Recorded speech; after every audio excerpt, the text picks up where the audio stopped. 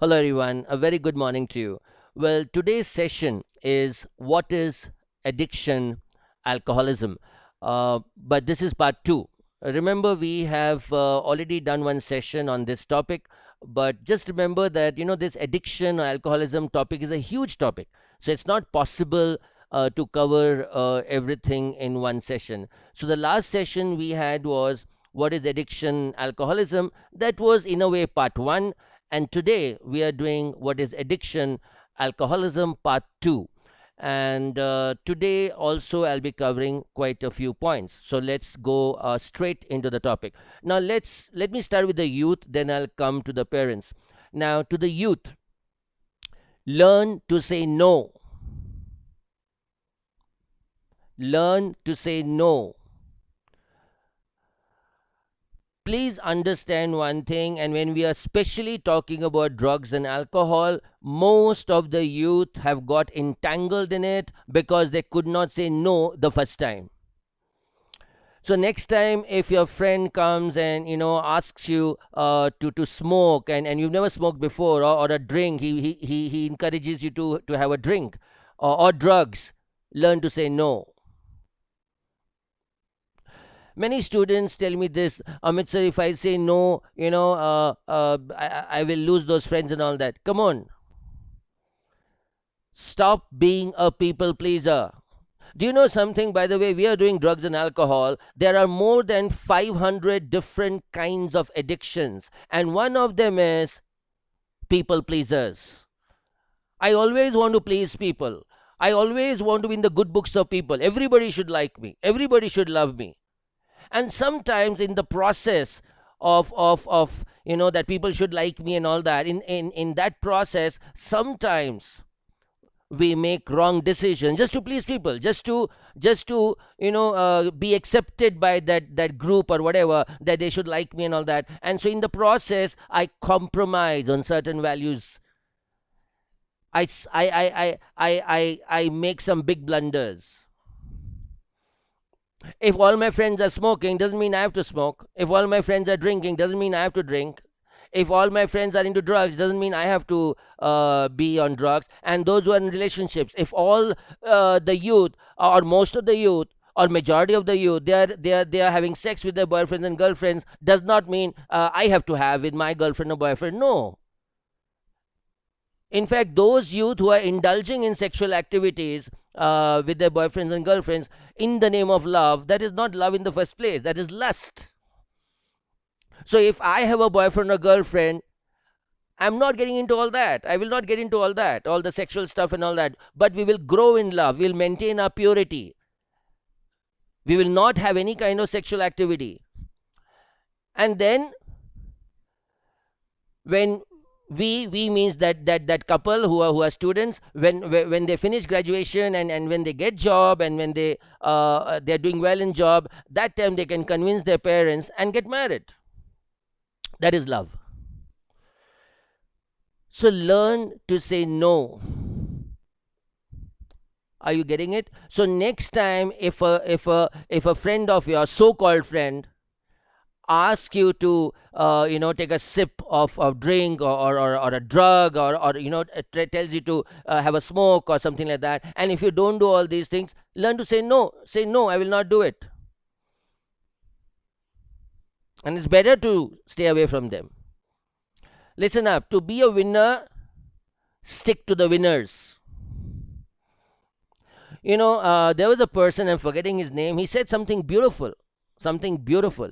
You know what he said? He says, he was taking a session in an auditorium. He says to the crowd, he says, show me your friends, I'll show you your future.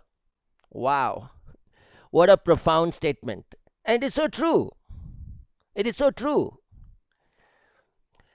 If you're in a circle of all the nonsense stuff, all the nonsense friends, those who are in the wrong path, a bunch of losers, then that losing attitude of theirs, or their wrong habits, is going to rub on you. And then one day you're going to become like that. But if you're in the midst of winners, people who are always positive in their thinking pattern, and they always, they're focused on their career, focused on life, positive people, people having a winning attitude, if you're in the midst of them or if you're surrounded by them, then their winning attitude, their positivity will rub on you, and you'll also be a winner one day. So learn to say no. You got it? Let's move on.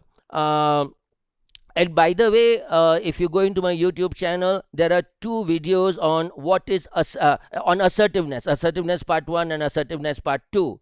And in that, I have spoken on length on being assertive and learning to say no. So you can go to my YouTube channel and check it out. Because please understand, learning to say no, no, I won't do it, no, I won't go there. Learning to say no is a leadership quality. Is a leadership quality. So if in future you want to be leaders, whether it's a team leader, supervisor, manager, CEO and all that, all the big positions, if you want to be a leader, this is the time you start practicing all this assertive stuff. Learn to say no. When anybody asks you to do something and you know in your heart, you know in your conscience it is wrong, say no. No, I won't do it. Got it? So let's move on. Now, something I want to talk to the parents now. Okay.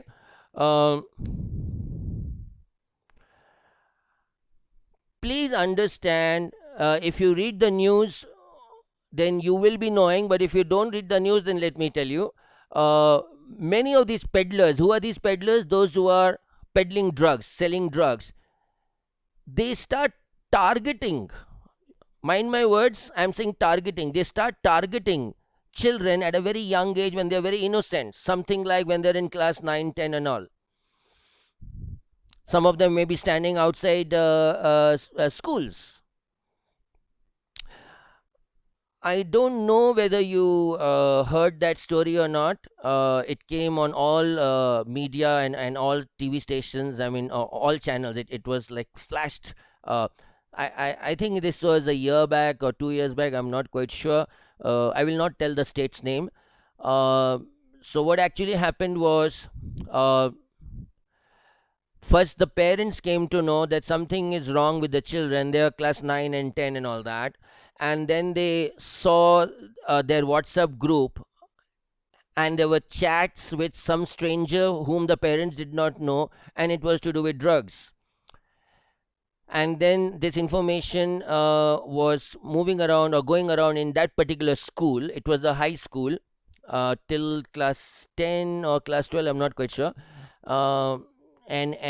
And then the management, the teachers, and even the parents, they came to know that quite a few children, they were in class 9 or 10, they were in drugs.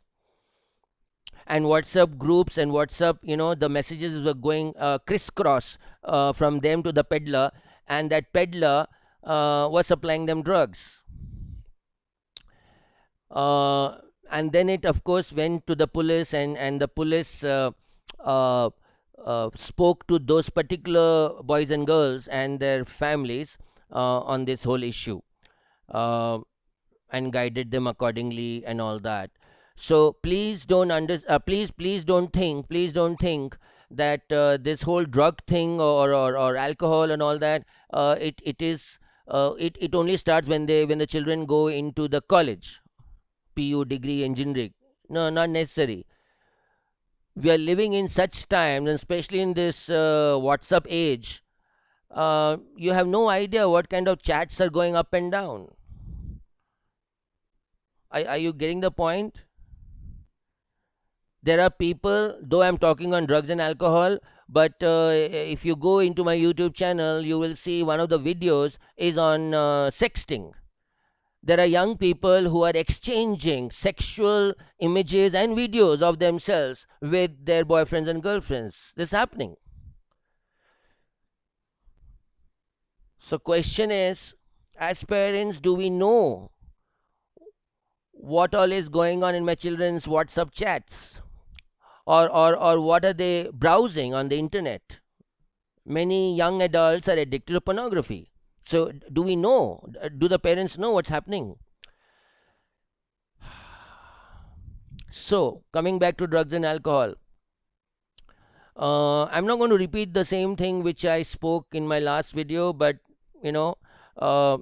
you will see certain signs. If uh, your children, if god forbid, whether they're in class 8, 9, 10, if they're into any substance abuse or any drugs or something, again, as I said in the earlier video, you will see money missing from the house, cash missing from the house, jewelry missing, because as students they can't afford the drug, and if they continuously use it, they'll be so dependent on it that the body will start craving. And now, to support their addiction, to support their habit, uh, they will be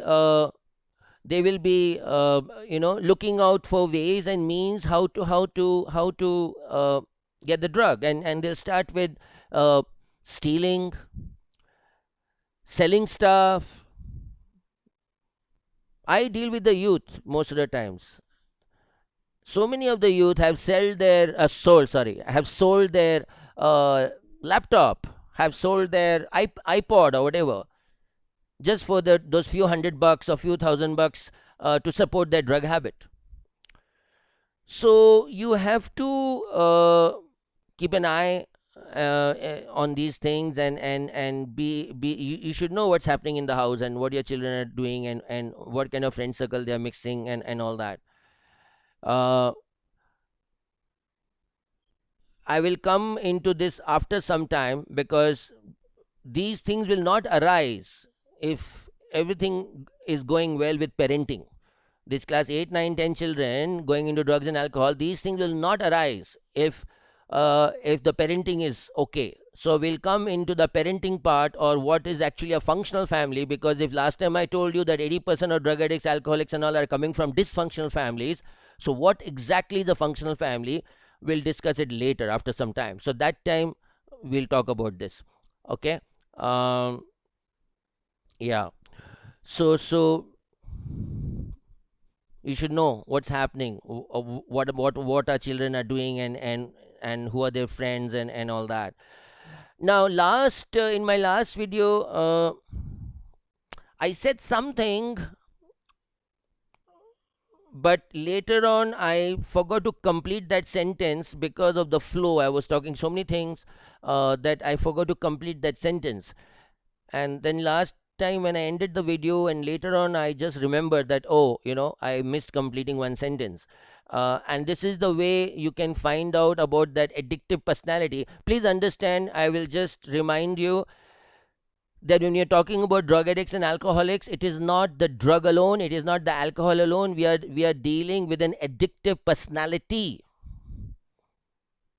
and it's a personality disorder, and they have something called obsessive compulsive behavior. If you remember the example I told you last time about obsessive compulsive behavior, and then I give you an example, which I will continue. I give you one example that in your childhood, if the child, first of all, you check with your family whether your family is a dysfunctional family or not. And let's say if yours is a dysfunctional family, and then out of your dysfunctional family, this son is born or daughter is born, and let's say that son or daughter, when they are small, okay, they start telling you, I want this now. Remember that example? The child is hardly, please understand, it's a personality issue, it's not a drug issue. When we talk about drug addiction and alcoholism, it's a personality disorder which starts from childhood. Because childhood mein to there's no drugs, na, there's no alcohol, na, when the baby is, or the child is in class 4 or 5 or 3. So from there you can come to know, and if you see these signs, then you better take help and talk to a counselor and all that. So let's say in that childhood, the baby, or not the baby, the child, the girl, let's say a girl, I don't know, I mean, maybe she's in class 2 or 3, and she likes a doll, a Barbie doll, and she sees in a window, in a showroom or whatever, and she tells her mother, Ma, I want this Barbie doll right now.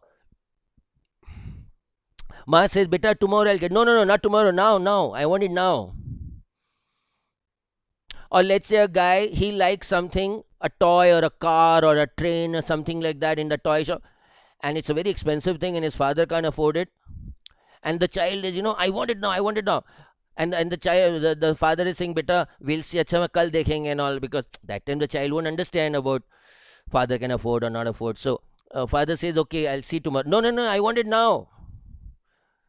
Beta, ठीक है, I'll buy this for you for your birthday. No, no, no, I want it now. This now thing. This now thing. I want it now. I want it now. Abhi chahiye. In childhood, it is abhi chahiye. I want it now. And if we don't deal with this issue in childhood by talking to a psychologist or a counselor as to how to deal with the situation, then when he grows up and becomes an adolescence, now now he's got involved in drugs and alcohol. So when he wants a drug, he wants it now. Of course, he's not going to tell anyone.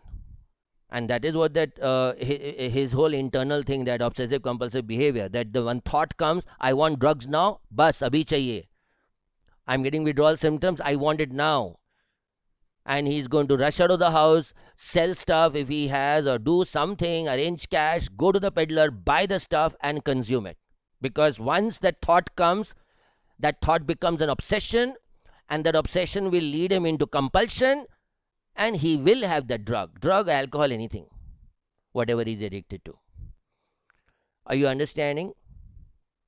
Now, again, of course, personally, you can talk to me later, but just to clarify something, because some parents are watching, but you can tell me that, which is very natural for you if you want to get into a discussion with me, that, Amit sir, in childhood, usually children do that. I want this now. Yeah, they do that. But again, we have to also see whether yours is a functional family or a dysfunctional family. Please, I'm going back to that again and again. If you all are a functional family, lot of love, care, attention, affection, everything is given to the child, beautiful home environment and all that, then theek hai. That child is, little bit he or she will cry if the father does not give or mother does not give, then he or she will keep quiet also.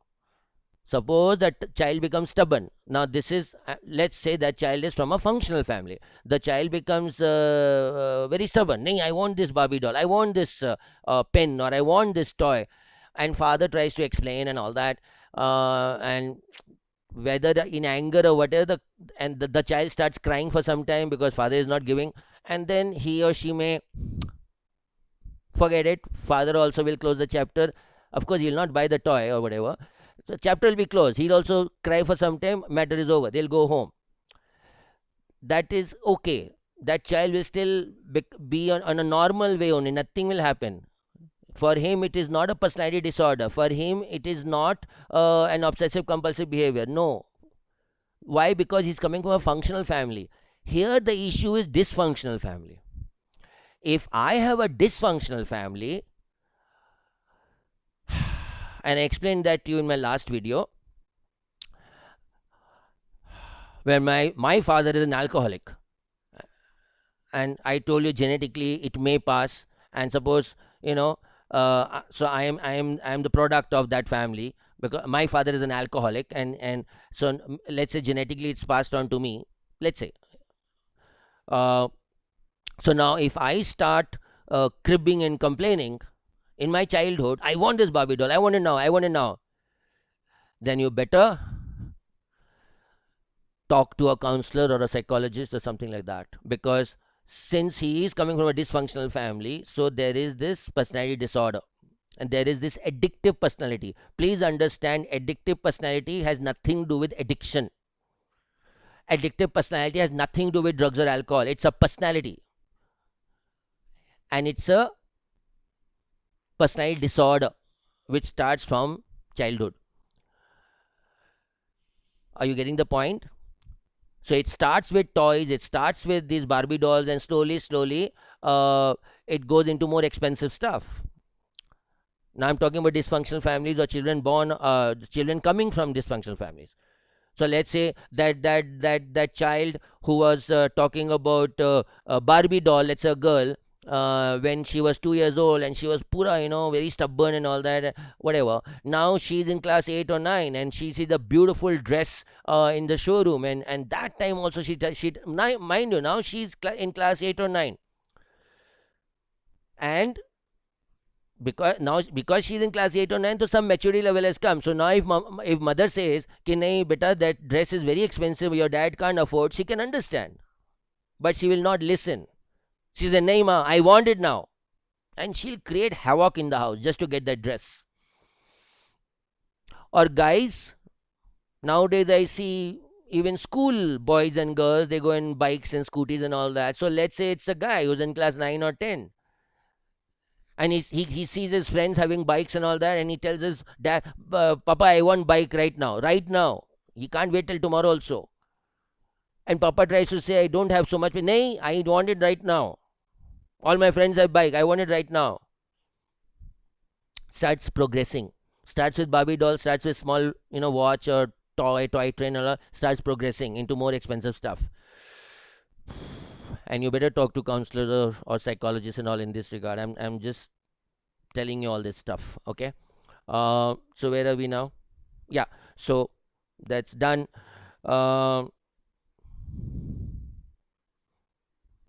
Yeah, parents. I want to tell something to now this, because I know different kinds of people will be watching this video. So now what I'm going to say is, people who are adults and who will marry in the near future, or married couples who do not have a child right now, I mean they've not planned it, so they will have a child in future, or parents who have an infant baby. Okay, now what I'm going to say now is on for these three categories. When you'll marry or you're married or whatever and you have a child, the first year, sometimes people say 2 years also, but let's say minimum first year, the first year is foundation time. And that foundation time, the child needs all the love, care, affection, attention, everything. So listen to me carefully, and this is all the more important today because of today's, this whole concept of working couples and all that. So it's all the more important. When the wife delivers the baby, please ensure you stay with the baby and you don't join office at least for the next 1 year. Please understand. Minimum 1 year. Minimum 1 year. Because that first year, some doctors say, or pediatricians say even 2 years. Some say 2 years also. But let me say minimum 1 year. Minimum 1 year. You have to stay with the child. You can't, after delivery and the child is 3 months old, 4 months old, you simply can't give it to grandparents or some ayah or someone and go and join office. You can't do that. And if you do that, you will pay a price later when the child grows up. That first year is foundation time, where the child needs all the love, affection, attention from parents. See, one of the mistakes many families do, and please try to understand the depth of what I'm going to say, okay? Relatives love our children, grandparents love their grandchildren so much.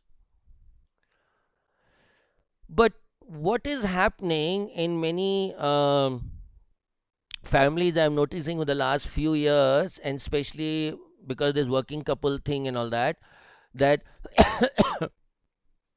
and let's say grandparents are staying with the couple, okay? So the wife, after 3 months, like after delivery, so after when the child becomes 3 months old or 4 months old or 5 months old, she or the couple decide to let the grandparents take care of the baby, and now the wife joins office again. Please don't do it. And don't, please understand, yes, of course, grandparents will love the child. All grandparents love their grandchildren. But along with grandparents love, the child wants the parents love. And so the first year is very crucial.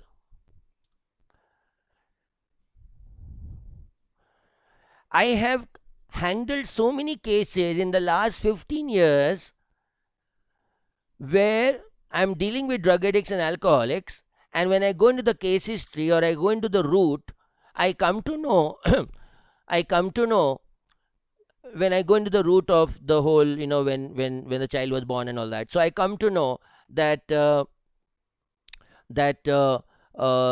mother, after delivering the baby, after 3 months, when the baby became 3 months old or 4 months old, she joined office, and she gave the baby to the grandparents to take care. Some people make a much more major mistake by giving it to the maid or someone.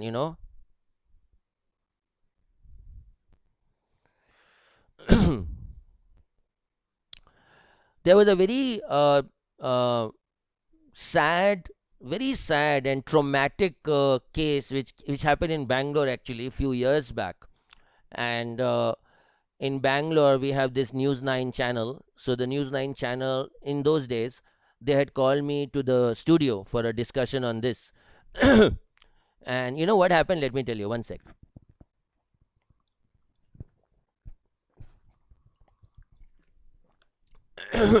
What happened was,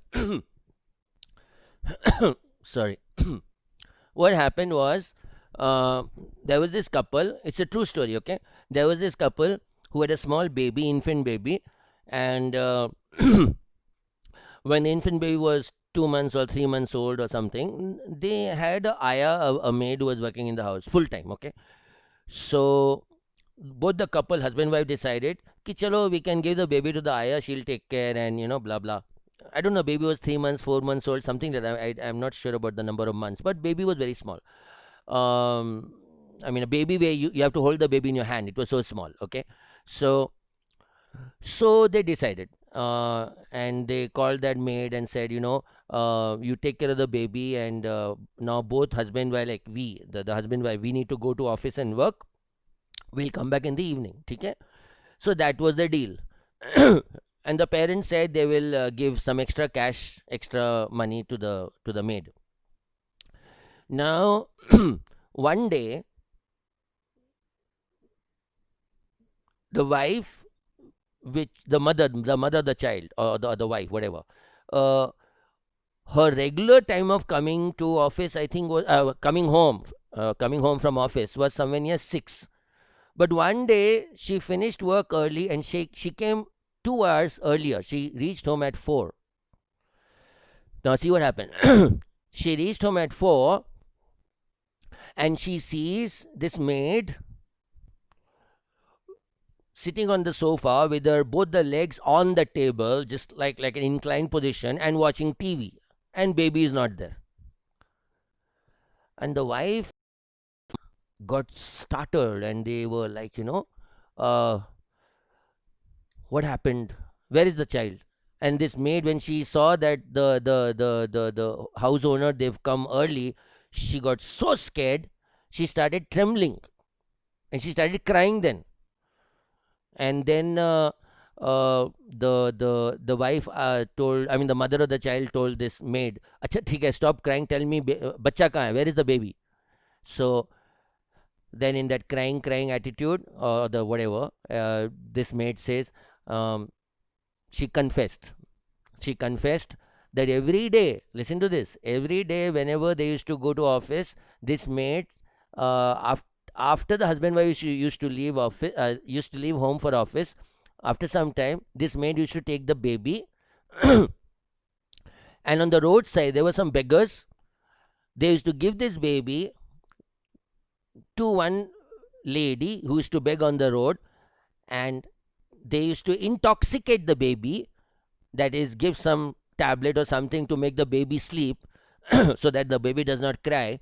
And so this lady, the beggar, on the road, especially in signal crossing, she used to have the child in a thing, in her arms, and the child is sleeping, and she used to fake the whole dress and all that to make it look that you know that the baby is hungry, or she needs money. She used to beg.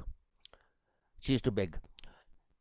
And naturally, when people give alms, when this usually as Indians, we are so like such emotional people. When we see, you know this kind, the beggar has his baby and asking for money, usually people give the money. So this was the case. And that original maid of the house, when she used to give this baby to this beggar, this beggar used to give her money. So basically, she was renting. It may sound very bad or rough, but that was uh, what it was. She was renting the baby for that 5 6 hours and earning from there also. When the mother heard this, she was devastated, because she did not know since how long they are giving that tab or whatever, that medicine to the baby, and whether to make her sleep, and whether it has affected the baby or not. So anyway, to make the story short, so the mother went with her went with the maid to the crossing, got the baby back, put a police complaint, blah blah blah. And then the mother decided and told her husband, ki nahi, I'm not going to go for work for the next 1 year, I'm going to bring up my child. And they also met a doctor, a pediatrician, and all that, to see, and did some checkups on the baby, medical checkups, whether that tablet, did it harm any part of the body or any organ, or whatever. So of course, I'm not saying that even now in the streets, if you go, you will see many ladies with a baby in arm and asking for money. I'm not saying they're all fake cases. No, maybe they're genuine also, and genuinely they need money and the baby has not eaten. And yeah, it can be. But what I'm just citing one case. This is what happened. And then on the next day, I think News 9 channel called me, along with one more doctor and one more social worker, for a discussion on this topic. And that was the time I told on the camera on TV what I'm telling now. That when you deliver a child, that baby needs lot of attention, affection, everything in the foundation stage. And that foundation stage, I am saying 1 year, minimum 1 year. Some doctors will say 2 years is better, but the mother should not go to office for 2 years and give all the love, affection, and all that. But because of the growing expenses and all these things are there, so but at least 1 year, the mother should be with the baby, and the mother should join the office only after 1 year. You getting the point? During that 1 year, the mother can handle the baby, grandparents also there, everything is okay, but mother has to be there along with grandparents. Mother has to be there for 1 year, and after 1 year you can join office, and then of course the grandparents are taking care of the child, so that's okay. So please understand this. Let me tell you one more thing. It's some and also remember that foundation stage, even father's role is very important. Actually, that is something what I spoke in my last video. Father's role is very very important, as important as mother's role.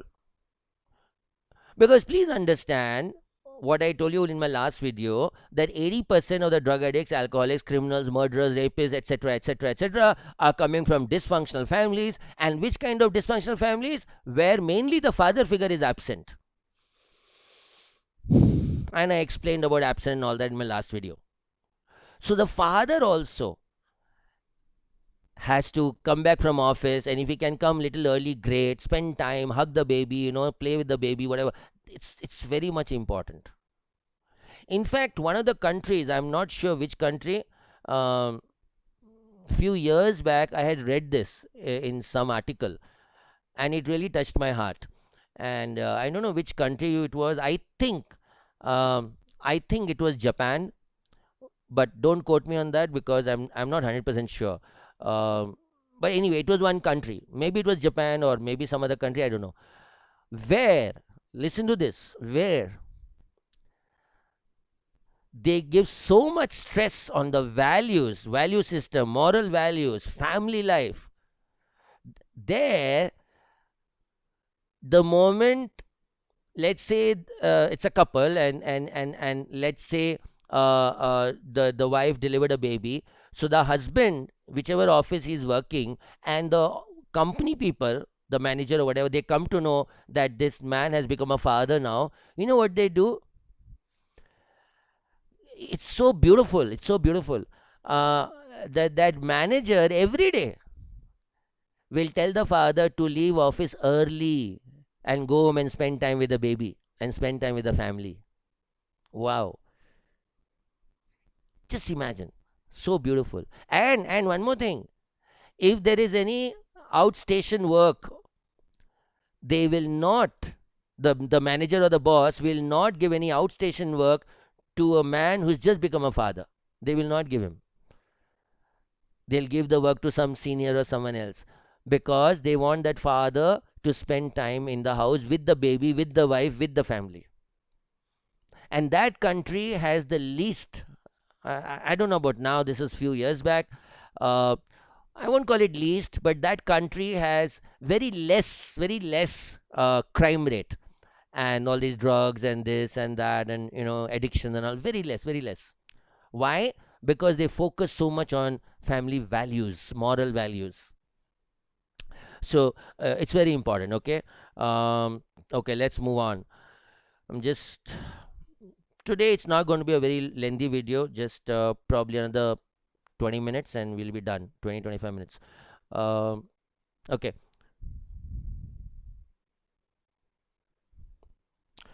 you know um,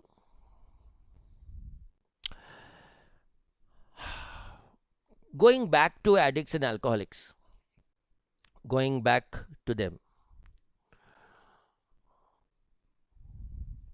usually you will see all of us including me, we say na, in normal situation we say that you are responsible for your own actions, you are responsible for your own decisions, we say, right? Now listen to this.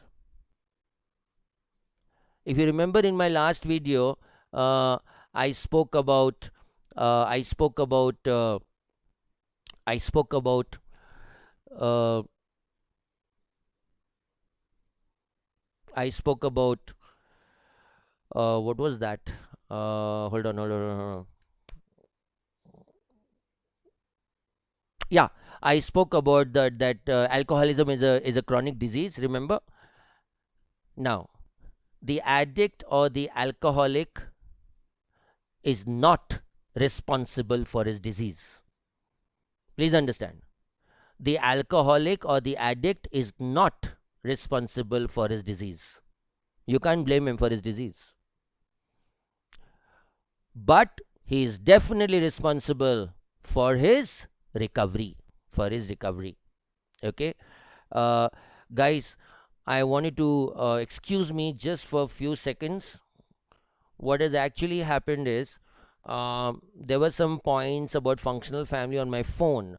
I am actually recording through laptop, but it was on my phone, and I kept the phone here with some points which I have not started also.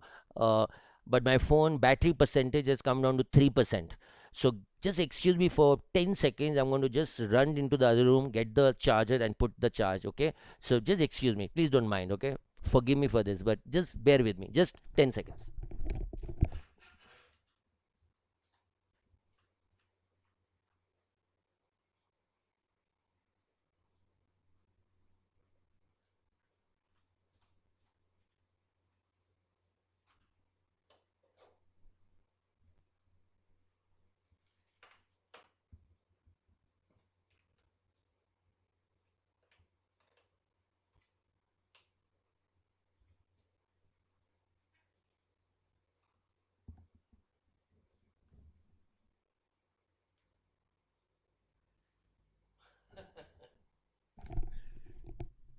the time I came, it became 0%. Now it's cool. Thank you for bearing with me, and really sorry for that. But yeah, what to do? This is life, things happen. Okay. So now my phone is on charge, so no issues. Okay.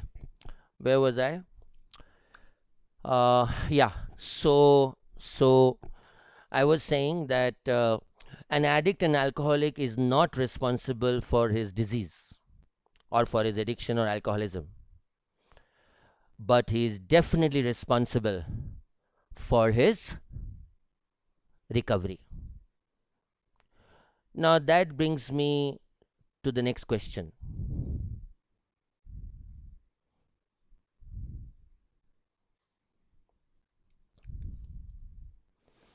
If the addict is not responsible for his addiction, or an alcoholic is not responsible for his alcoholism, then who's responsible?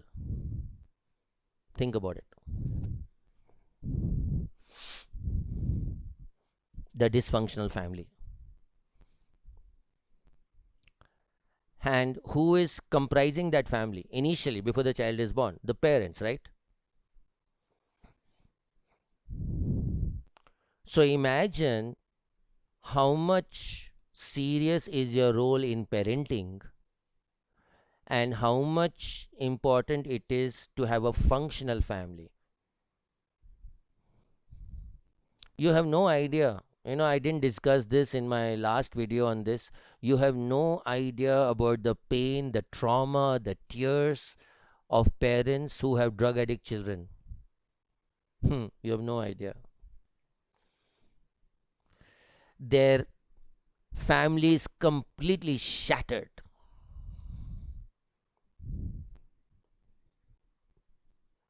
An addict or alcoholic is the most selfish person.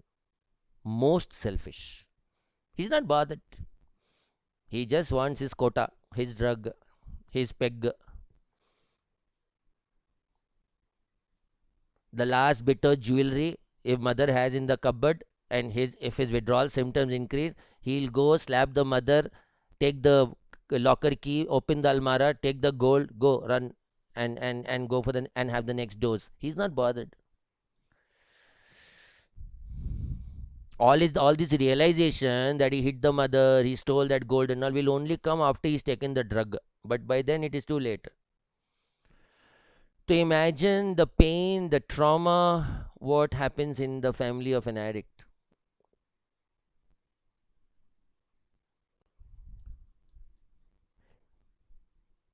The whole family gets shattered. Mother is in the house. She does not know where the son is, where the daughter is. Worried whether that daughter or son will come home or not. Maybe he or she may die out of an overdose outside, or maybe he or she may be having so much nasha, so much intoxication that he or she may have meet with an accident outside. Tense, always tension in the house. Father is having food before son is somewhere in the house only. Father or mother can't have their food with in peace. Why? Because they don't know what is next the boy is going to steal from the house. Can you imagine the tension? Next वो क्या बेचेगा घर का? They don't know. Everything is locked. But these addicts, they are so smart. They can open lock, they can break lock, they can.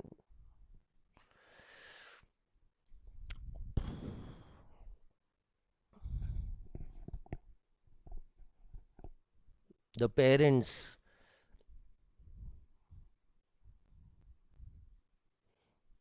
their life is just a life of parents of these addicts, alcoholics, and it can be even wife of a husband who's an alcoholic. All wife or parents or whatever. The family, basically the family.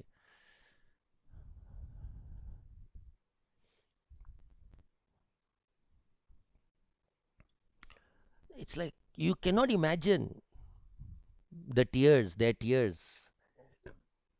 Remember last video I told you, where this guy, the addict, has sold everything of the house. Fan light तो बहुत पहले ही बेच दिया था. Now he sold the wiring also to support his drug habit. And the mother, in a dark room with no light, she is sitting and thinking what to do next. And then she calls me, and I go to their house, and I'm sitting with her. And as counselors, sometimes we have to pay a very heavy price. Real counselors, true counselors, dedicated counselors, you have no idea how their life is.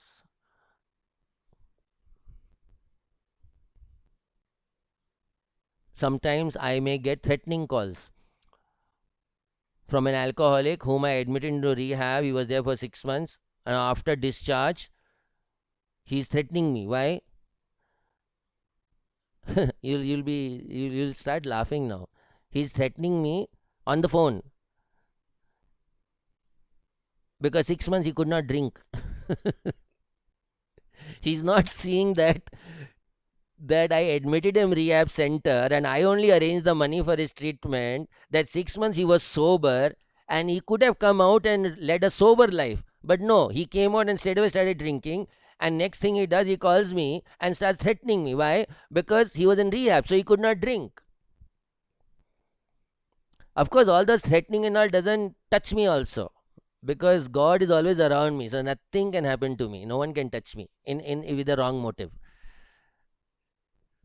One of the cases, you won't believe, this was around 8-10 years back, okay, in the slums. I will not mention the area, in Bangalore only, slum area, Basti, slums area, where a wife called me. Why I told you, yes, last in my last video I told you all this forcing alcoholic and drug addict and forcibly taking them to rehab and all doesn't work. And I've learnt it from my lot of experience in 15 years. So there is this wife who called me. I'm just trying to recollect because it's a very old story. Okay, this is, I don't know, 12 years back probably. So this wife in a slum, she got my number from someplace in the slum area. She called me crying on the phone that the husband, after drinking alcohol, he beats her with sticks and whatnot. He beats children also, and she has two small children. And she started howling on the phone and telling me, please help me, otherwise he'll kill me, kill our children, and blah blah blah. Please do something. In Hindi she spoke. I mean, I'm just telling you in English. And I went to that basti, that slum area. Chota sa there's a small hut. Your bathroom size will be their house. So if you have a separate bathroom and good house and all, be thankful. Be thankful for everything in life. In this COVID atmosphere, you're alive, no? Family is alive, no? Be thankful. हर चीज के लिए be thankful.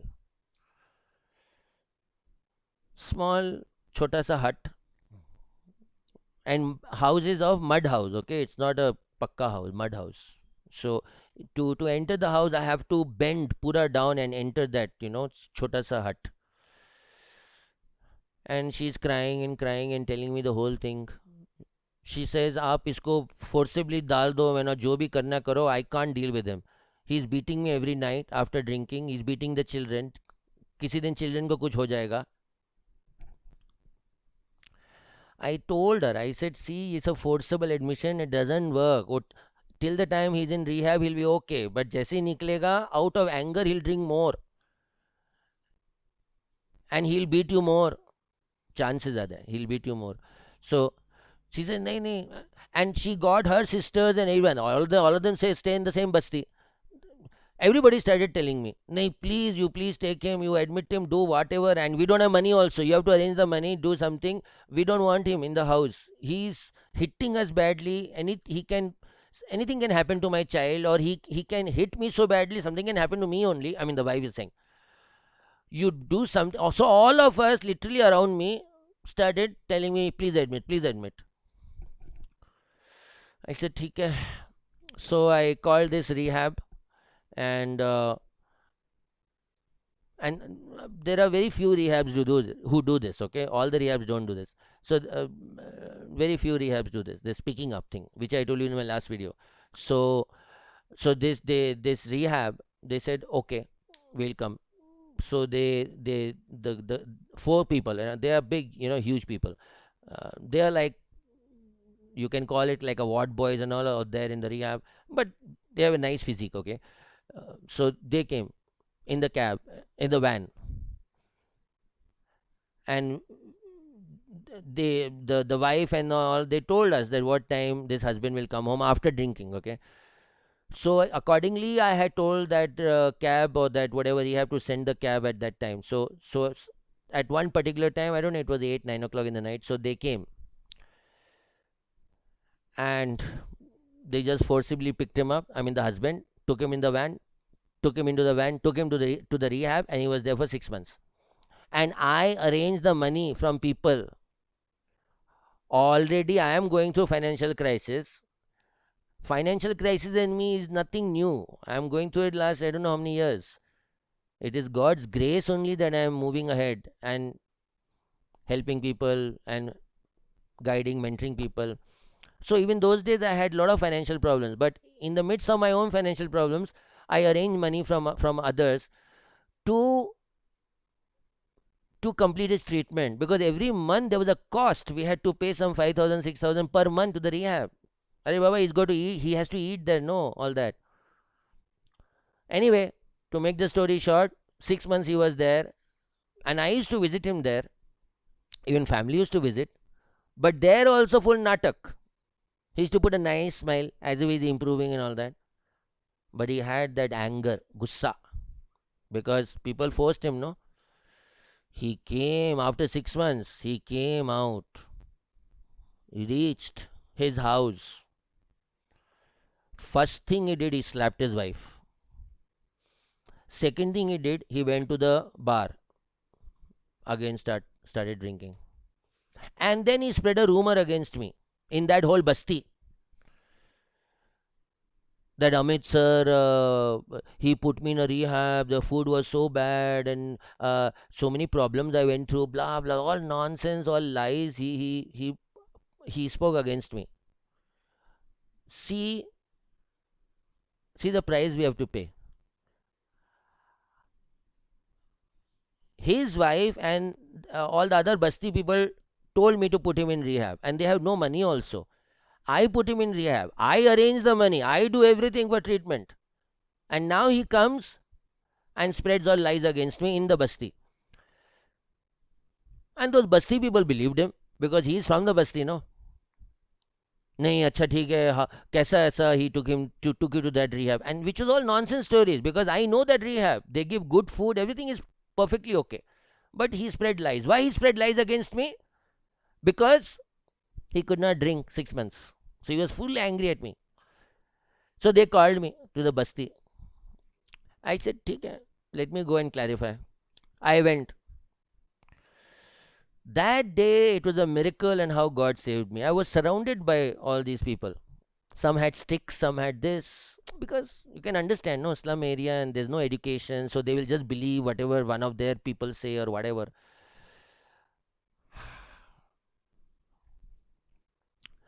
They just surrounded me, and I was calm, cool, because I know God is there. They can't do anything. So sitting, and then one of uh, my known contacts, another couple who actually gave my number to that lady to call me. So I had told them also to come. So those two also came, and those two, that couple, know me for years now. So God started using that couple to tell the Basti people about me, that my whole life is for addicts, alcoholics, and for all the people who are hurt. It is my godly assignment. So they started speaking, and God started using them. And then these Basti people, their anger started reducing, because I am not talking. These people are talking. And this couple know me for almost 20 years, or at least 10 15 years. So they know my godly assignment, they know my counseling work, they know my commitment, dedication, everything. and they started talking on my behalf, and God gave them the right words, and they spoke, and the tempers came down, and everything cooled down, and then I spoke, and I convinced them about what is what. It was really God's grace and how God saved me that day. Like this, many times it has happened, and every time God has saved me. But I'm still there for all the addicts and alcoholics because I know they're good people in heart. They're very pure hearted people. Unfortunately, this addiction makes them do all these stupid things. But as people, they are very good in heart. I will always maintain it. Okay. Uh, where was I? From where to where I went? Okay. Uh, hold on.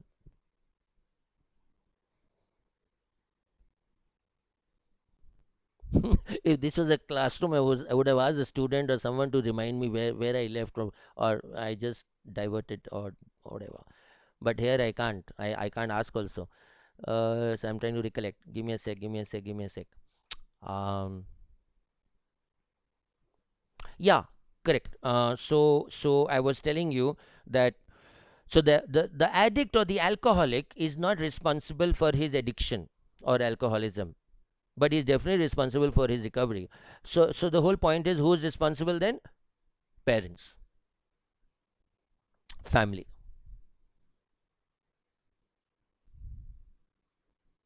It is parents' responsibility to make it into a functional family. Now, what goes into a functional family? I'm coming to that, and with that, we'll close.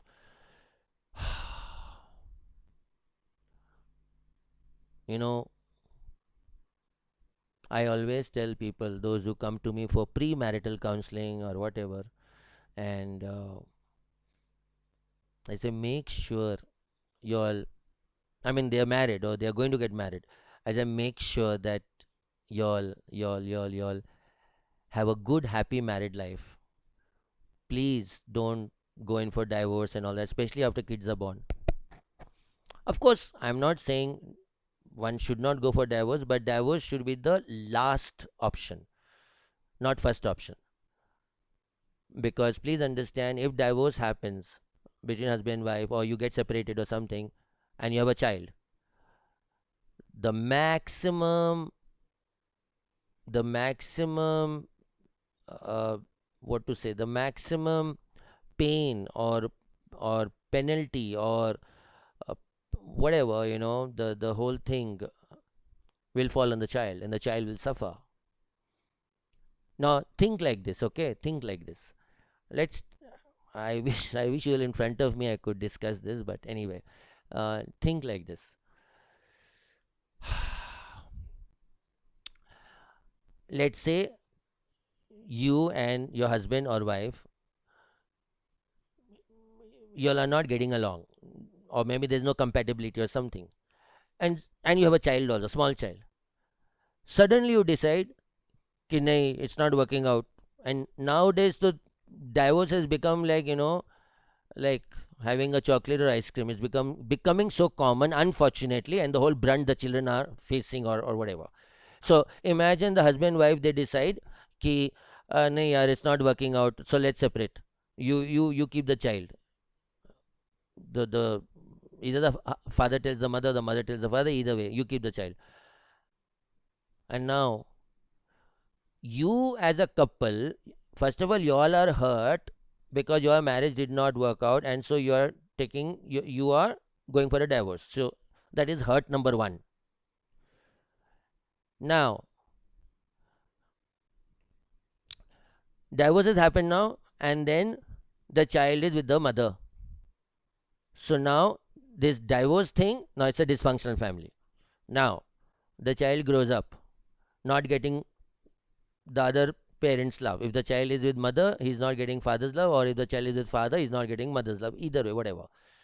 uh, so he's not getting one of the parents' love, and he's growing up, and then unfortunately he or she gets into drugs, alcohol, blah blah blah, and now he or she starts selling things and all, gets into drugs.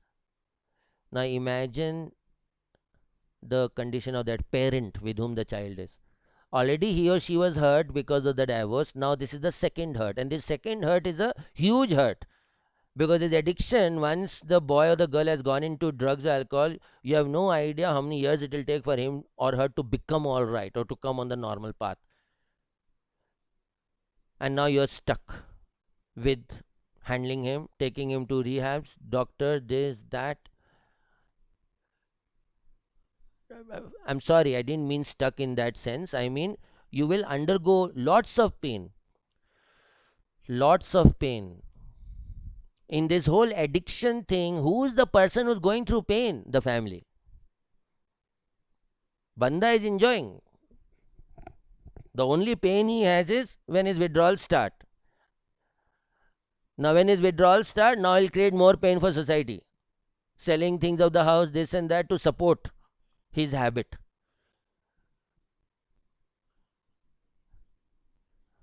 And when he has a drug, he's cool. But is beach mein kya hua? He just destroyed the house. You have no idea what trauma, what pain, what agony these mothers and fathers of addicts and alcoholics they go through. These wives of alcoholics, and it's vice versa. I'm not saying only husbands drink. So many husbands are having problem because wives are alcoholics. Yeah. Now it is never gender biased. In fact, listen to me very carefully, and this is very sad, but it is happening. I'm telling you all the truth because I deal with them. For girls to arrange money, suppose it's a girl addict, for her to arrange money, it's not a big deal. And you know what I'm saying? For guys, it's a big deal. For guys, they will start selling stuff and this and that to support their drug habit. The girls will also start like that. They'll start selling things from house, whatever. Like guys, I told you in my last video, the last stage of arranging money is selling their own blood. For girls also, there's the last stage of selling their own blood. But before selling their own blood, there is one more stage they will do. They'll start selling themselves. They'll start prostituting themselves just for a few $100 so that they can support their habit. And if they start prostituting themselves, that is again a chance of them getting AIDS and other kind of diseases. If that girl sleeps with someone who's got AIDS, it's it's very serious what we are talking. And I think by this second video, by now you would have understood the depth of what we are discussing. What we are discussing. So, parents,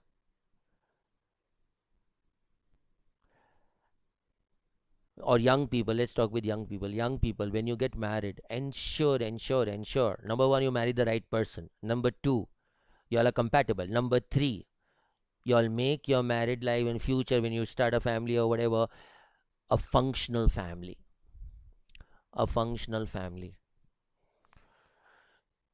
Now, some of you parents who are watching me, you may think, or if y'all were already a dysfunctional family and now your child is in class 5, 6 or 7, 8, or your child is in class 6 or 7, and now you're a little worried after listening to this, you talk to me, get in touch with me on the phone. You can always change your dysfunctional family also into functional family. Of course, you can't change everything, but certain things you can make some changes in the house, in the environment, in your parenting style. But you need to be humble to ask for help. One of the biggest problems I see in India, and not just India, I mean everywhere I see, but more in the Indian subcontinent or in Asia, people are not hungry for knowledge. If I keep a session in an auditorium on parenting skills, nobody will come, even after giving invitation. Why? Because every parent thinks they know everything. And then when their son and daughter only get into drugs and alcohol, they'll think, what happened? Where did we go wrong? Come on, yaar. Parents, listen up. and even young adults, whether you're married, not married, or you're going to be married, whatever, anytime if you come across parenting skills workshop done by a nice resource person, please attend. Anytime you see any marriage workshop or premarital counseling or premarital workshop, anything, please attend and know what is marriage all about, know what is parenting all about. I think I said in one of my earlier videos, I don't know which video, it's very easy to bring a child into the world. Arey, anybody can do it, yaar. Very easy. Very easy to bring a child into the world. But to mother that child, father that child, be a mother, be a father, that's a huge responsibility. Huge. Huge.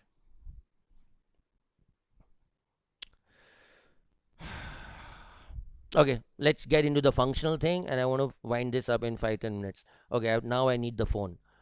Okay. Uh,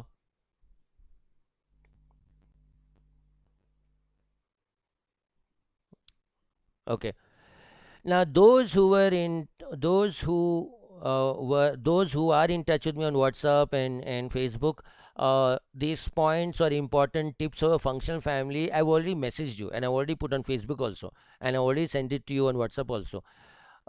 But still, I'm going to talk about it, and especially for those who are not in touch with me on WhatsApp, and they just go straight away, go to my YouTube channel and watch my video. So it is for them also. Okay. So, uh, and we're going to end with this. There are 20 points here, and I'm going to go really fast, like a Rajdhani train. So let's get into it. What did we say? 80% of 80% of drug addicts, alcoholics, blah blah blah, they come from dysfunctional families. So the whole point is, what is a functional family? What is a functional family? As parents, what are your roles and responsibilities? How do you make it functional? Okay, so I have, there can be 50, 100 points also. I've just come out with 20 points. So don't think this 20 points is the beginning and end of everything, because there are many other points also. So, but just I've just come out with these 20 points. Number one, the parents, that's the husband and wife, should have an excellent, loving, cordial relationship with each other.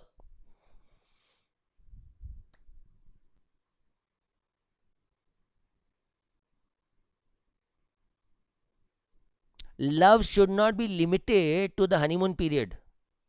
It should be lifelong. Lifelong.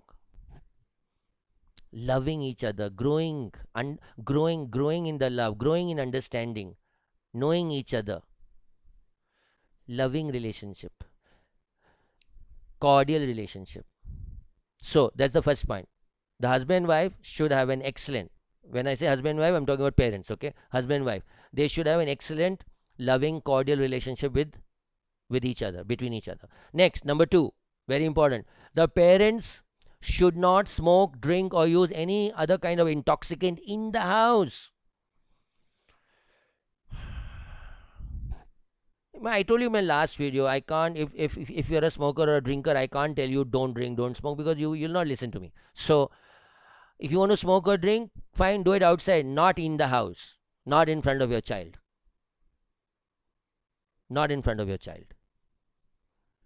Also ensure, listen to me very carefully, also ensure none of the other relatives or grandparents, anyone smokes or drinks in front of the child.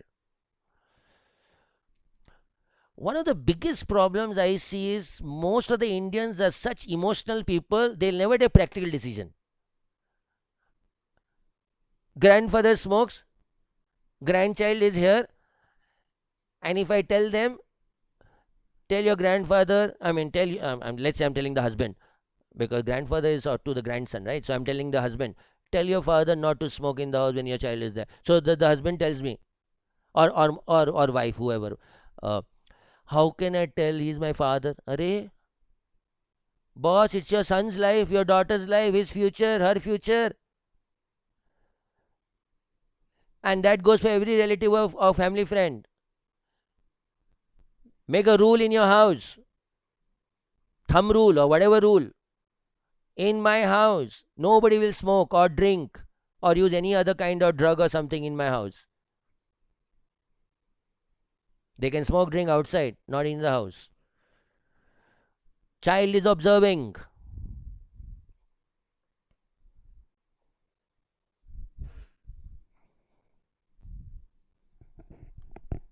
My guru, my mentor, who is a world famous counselor, he told me a beautiful line.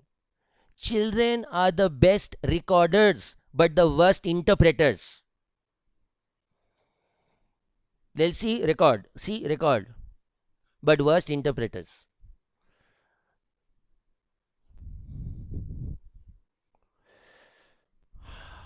I remember I went to a house to do some marriage counseling, and so there was this girl who was having problems with her husband, and she had come to her amma's house, her mother's house. So so I had gone there, and I was talking to her, and we were all sitting in the bedroom, her parents and she and me and all that. Her sister had also come, elder sister, and the elder sister has two small children. So those two small children, they were playing downstairs, and they had a duplex house. So we were sitting on top on the first floor in the bedroom, and suddenly one of the daughters, one of the daughters of the elder sister, she suddenly comes up and suddenly walks into this bedroom where we are talking. I just stopped talking. I just stopped talking, and the girl's mother, they all sitting we all sitting on the bed, okay, and with one or two chairs. So the girl's mother is telling me, no, no, you can continue, don't worry, she's bachchi, she will not understand anything. I said, no, I will not continue, let her go out first. And I instructed the elder sister to take the children out. So when she took the child out, then I continued, and then I told them what I'm telling you. Why I didn't continue in the presence of the child? Because the child can observe, can record what they are talking. But the child won't understand the context, so the child will misinterpret it later. You getting the point? Let's move on. So, yeah, let's move to the third point now. Parents should not use any abusive language or fight with each other. That is, husband wife using abusive language at each other, or they are physically fighting in front of the child. Secondly, parents also should not use abusive children to the sorry, they should not use abusive language to the children. And as part of discipline, they should not beat the child too often. So there are 3 points involved in this one point. No violence in the house.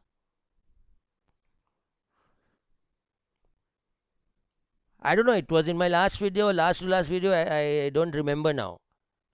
There was a family who called me to counsel their class 10 son who was going to class 10, and this class 10 son used to beat people on the road. On the road, he used to beat people. And when I went into the case history, when I spoke to the mother about the whole route and all that, and the mother tells me, "Nee, I forgot to tell you. These things they'll forget. I forgot to tell you. My husband, no, he used to beat my son when the son was very small. He used to beat him with belts and chain and all that." I said, "Huh, like father, like son. So what do you expect now? क्या counseling आपको चाहिए? Your husband beat him so badly throughout his childhood, the child thought that is normal. So now he is beating people on the road."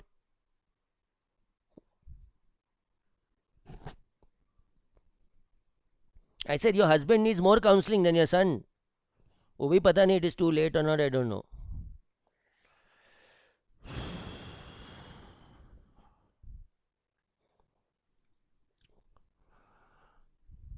When I discuss real time cases, you you should see my body language. You should see my facial expression. It's like अंदर में, that gussa, that hurt, that pain. Why? Because I see the pain of these people. The mother is crying now because son is beating everyone outside. But where is the root cause? Root cause is something else. Dysfunctional family.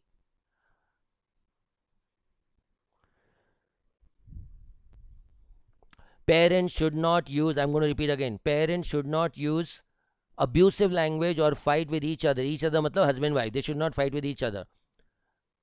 They should not abuse each other. They should not physically fight with each other in front of children. Next, parents also should not use abusive language at their children. Parents should not use abusive language at their children. Plus, they should not beat the children too often. ठीक है, I can understand. Once in a while, beating a child is okay. You have to discipline them, but not too often. See, I am very careful with my words. You cannot beat the child too often. If you do that, there will be negative consequences when the child grows up. Okay. Next, parents should ensure. Oh, this I already said. Okay, that yeah, this both. I've told this point 2 and 3. I combined it actually. So parents should ensure that there is no form of violence in the house.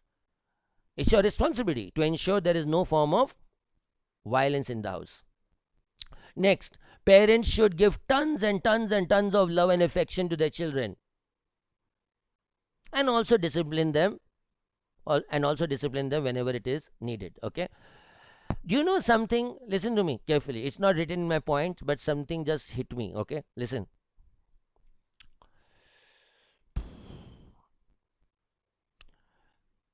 For your child to listen to your suggestion or advice or feedback, for him to do that, you have to build a foundation of love.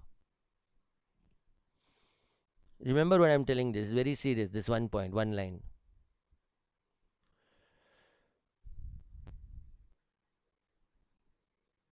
When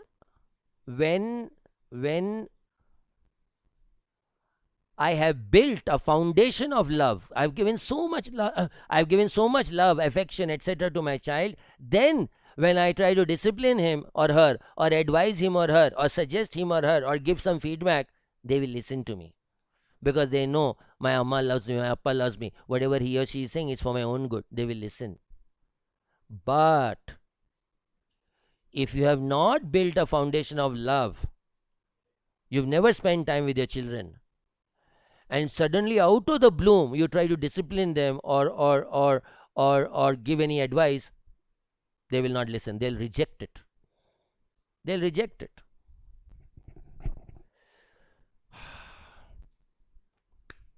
So build the foundation of love first, okay, for your children. Yeah. Next, parents should create an environment of love, care, affection, and peace, shanti, in the house. One or two very important things. Parents should not over pamper their children. I've said this in my last video also. Parents should not over pamper their children. Next, parents should not be over strict with their children. I've explained this in my last video also. Parents should be best friends to their children. I love it when students tell me, my dad is my best friend, my mom is my best friend. I just love it. So parents, be best friends to your children. Parents should spend quality time with their children, not formality. हाँ बेटा सब ठीक है school में, बेटा says हाँ सब ठीक है, अच्छा ठीक है. So father goes into other room. That is formality. Spend quality time. When the child is small, play with the child. Play with the child. When the child is growing up, spend time. Find out about his friend circle, about his studies, his likes, dislikes. What makes him happy? Where does his mood get off? Know your son, know your daughter. Sit with them. Spend quality time. So parents should spend quality time with their children. Very important point. Parents should create a comfort zone in their house so that the children can approach them and share anything in the world without the fear of being judged.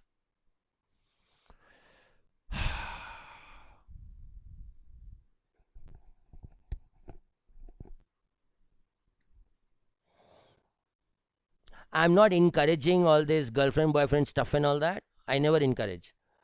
But you also have to remember, if your son or daughter is an adolescent, you also gone through that stage.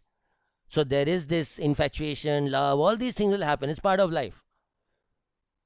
So if your son or daughter, who's maybe 15, 16, 17, whatever, suddenly likes someone,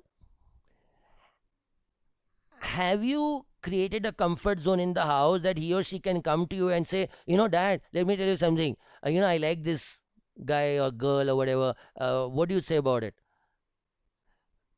Have you created that comfort zone that your teenage son or daughter can come and talk about this infatuation stuff and all that without the fear of being judged? Create that comfort zone, because whatever they go through this adolescence time, it is natural. All of us have gone through. All of us have gone through. Don't judge them and don't react. And that is why most of the children, they don't share anything, because they know, if I talk about my infatuation stuff or something with my mom or dad, they'll shout at me, they'll take away my phone, they'll lock me in a room. Probably next day they'll stop sending me to school or college only. So Baba, better not tell all that. And they will try to handle stuff on their own, and they'll land in more problems. If they're lucky enough, blessed enough, fortunate enough, then they may get my number or some other counselor's number, and if it's a true genuine counselor, he or she will guide them in the right direction, even without fees. So very important. Let's move on. Parents should always appreciate the children whenever they do good. Please appreciate them. If your daughter is looking great in the dress, appreciate. Wow, man, you're looking so nice, so beautiful. If your son is looking smart or handsome in the shirt or whatever, appreciate that son. I really don't know.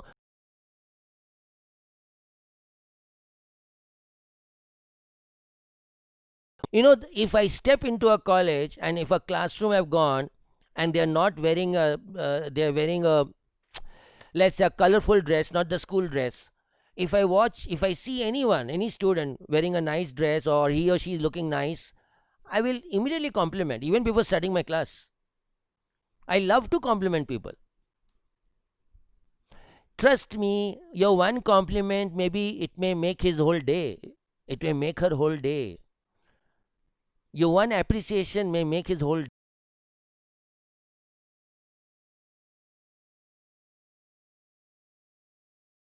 stress. Friendship issue, this issue, that issue, exam stress. So in the middle of that, if you just compliment on something, you may just bring a smile on their face, and they may just be, you just made their day. You just made their day. Okay, let's move on. Very important point. Please, for heaven's sake, stop comparing your children with other children. Please don't do it. It hits their self-respect, self-esteem, confidence level, everything at one time. Your cousin got so many marks, why you didn't get so much? You're always on mobile phone. See, she got 90%, you got 80%, 60%. Arey?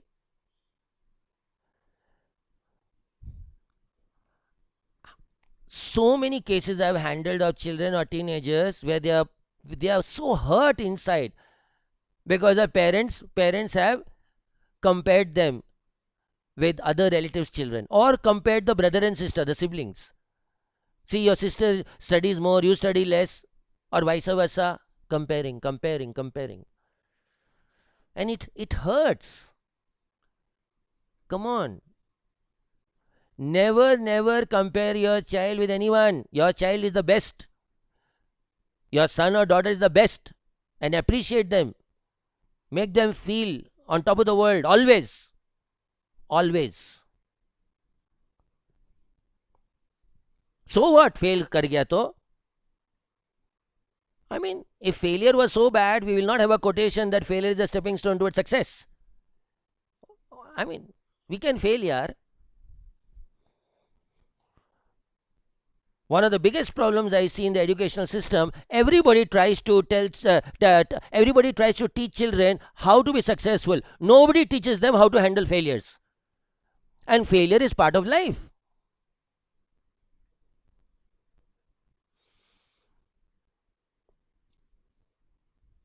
These are very delicate topics, I'm telling you.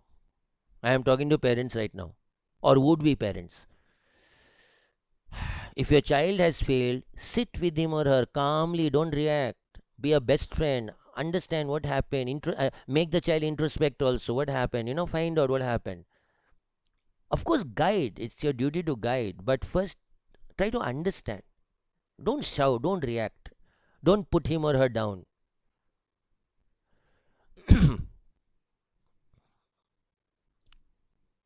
And then encourage him or her to again prepare well for that same subject next time when she gives that paper next time. And do well next time. Simple. Don't make a big deal out of it. And this goes on at every level. Every level. Yes, I study to pass. Now I'm talking to students. Yes, I study to pass. But for some reason I failed, yaar. ठीक है. Learn to handle failures. Introspect. क्या हुआ? Was it, and now I'm talking to students. Why did I fail?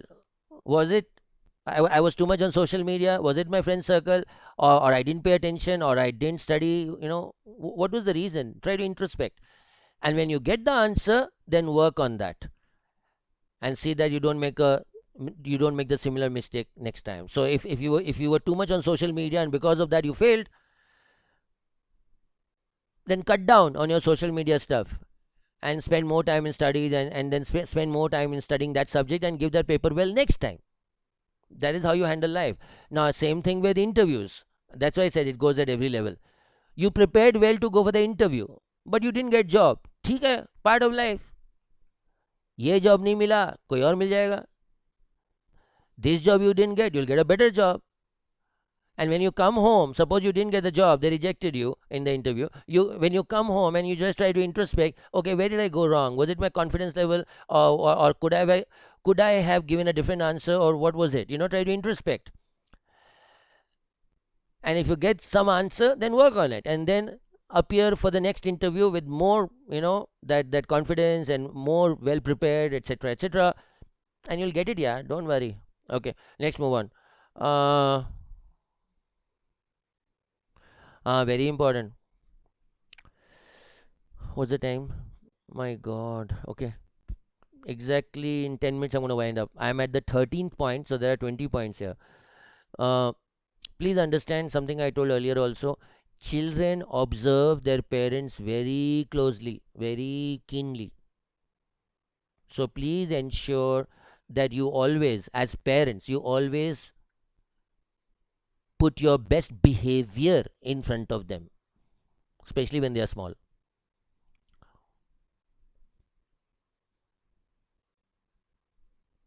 I'm not saying that best behavior every time has to be genuine only. Yeah, if it is genuine, great. Then you're the ideal parents. But let's say I'm just giving a practical scenario. You just had an argument with your wife, in the other room or in the balcony. Because remember, if you follow these instructions, you're not supposed to argue or raise your voice in front of the children. So let's say in the balcony or in the other room where the child is not there, you had a brief argument with your wife or husband or whatever.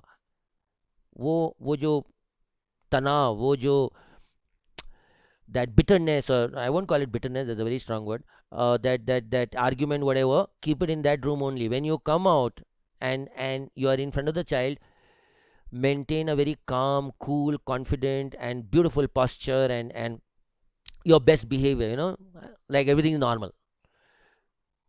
Everything normal between you and wife also. I mean, but the child should get that impression. Put your best behavior. But another thing, remember also, in that room, the other room I spoke, if you talk too loudly, if you raise your voice in that room and the child can hear outside, it will affect the child. It will affect the child negatively. So in the room also, whatever you are arguing with your wife or husband, whatever, volume should be low. You should ensure it does not go to your child's ear. I told you now, children are the best recorders. Children are the best recorders, but the worst interpreters. So put your best behavior in front of the child so that it has a positive impact on him.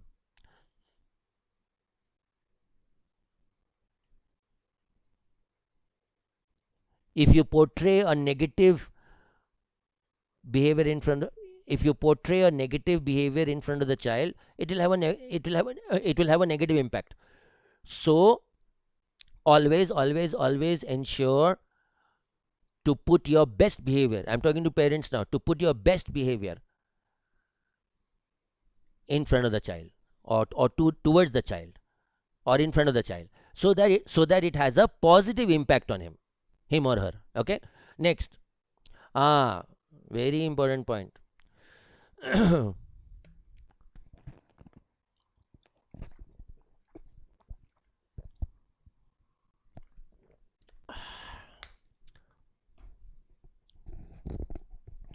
Many girls, I mean students, they've shared many times with me very sensitive thing where they have been molested by their own cousins, by their own uncles, by their own some family relative.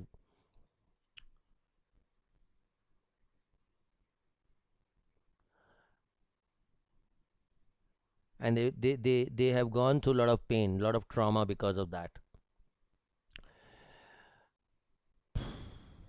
We are living in very stupid times, very bad times. And I think, I'm not sure whether I told this in my last video or not, maximum molestations happen within family circles, within relatives. So if you have a daughter, please do not in capital letters, please do not entrust that daughter or give that daughter to a male relative to take care or blah blah blah in your absence. No, don't do that.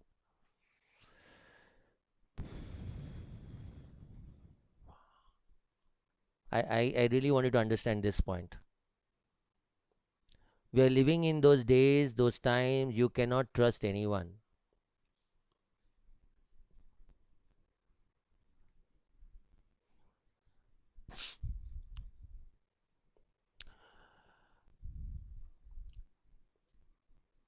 Be very careful. You are the parents of the daughter. It's your responsibility to take care of the daughter.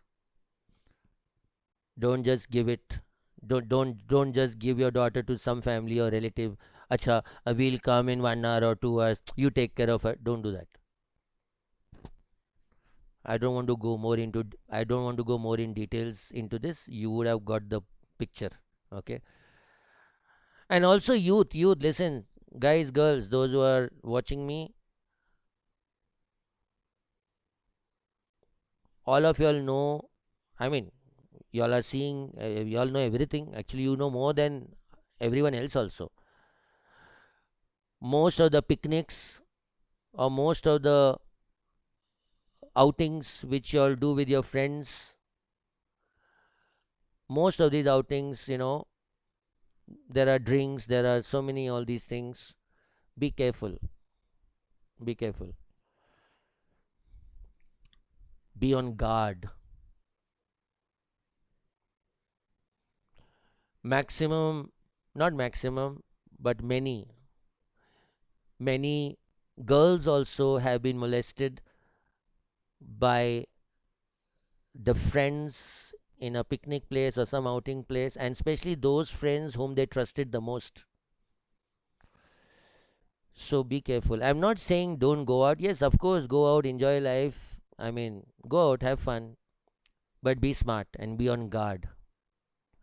Don't trust anyone on such matters at least.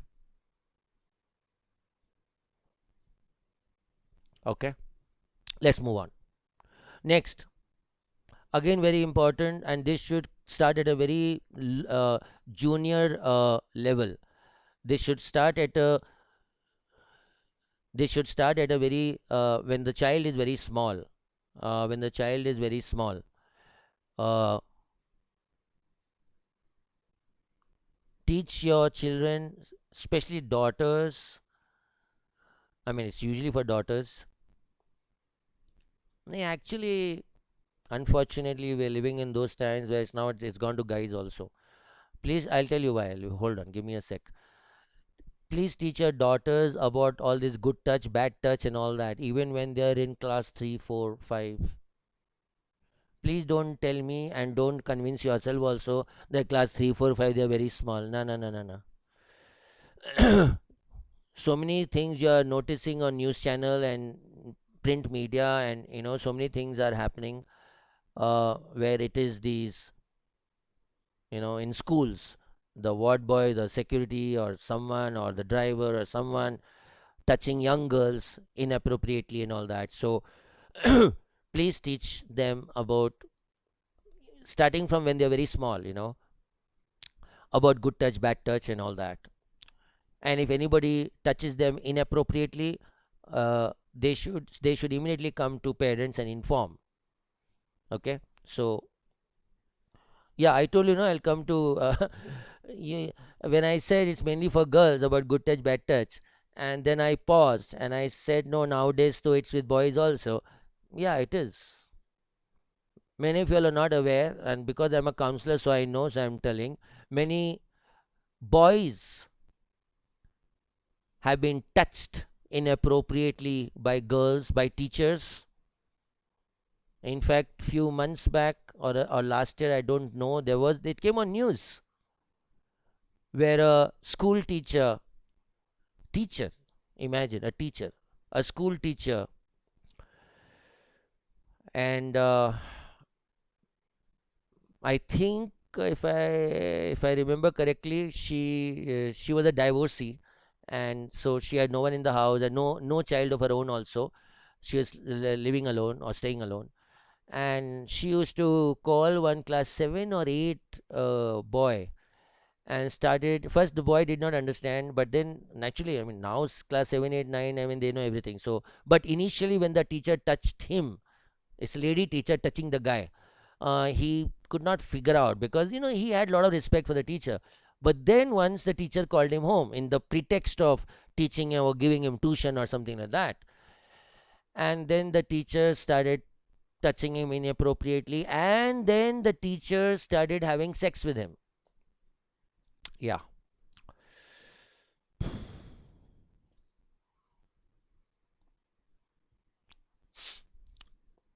And by the way, this was against the boy's will or wish. He was forced into it. And then the boy reported to his parents, and it went to the school management, and then the police got involved, and that lady got arrested, and so many things happened. So when we are talking about good touch and bad touch, let us not be gender biased and only talk about girls. Not teach both boys and girls when they are small about good touch and bad touch.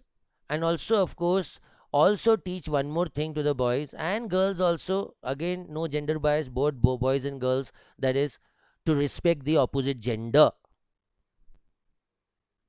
To respect the opposite gender. Girls should respect boys, boys should respect girls, etc. Let's move on. Huh. Parents should now, not now to this lockdown and all this social distancing and all, but um, you know God willing, by God's grace, hopefully, whenever things get back to normal and all that, and again people can go out together, restaurants and outings and vacation and all that, at least that time, whenever the government allows, uh, go for vacations, go for outings. Very important. Spending time with your family, very important. Okay, so do all that, go for vacations and outings. Even go for weekend outings, maybe restaurant, maybe something else, spending time together. Okay. uh, okay.